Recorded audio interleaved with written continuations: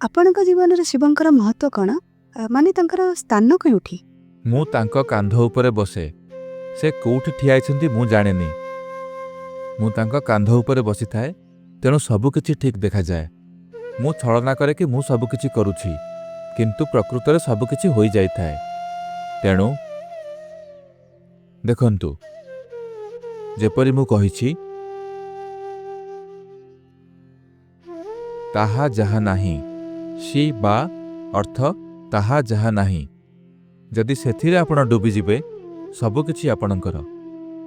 ଯଦି ସେଥିରେ ବୁଡ଼ ପକାଇବେ ନାହିଁ, ଆପଣ ଭାବିପାରନ୍ତି ମୁଁ ଜଣେ ମହାପୁରୁଷ କି ସ୍ତ୍ରୀ କି ଯାହା ବି, କିନ୍ତୁ ଆପଣ ଗୋଟେ ପୋକ ଏ ଗ୍ରହରେ।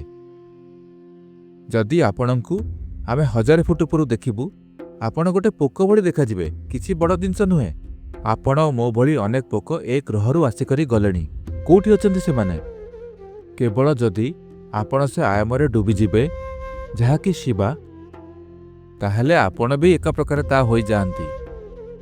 ଆଉ କିଛି ଆପଣ ହୋଇ ହିଁ ପାରିବେ ନାହିଁ।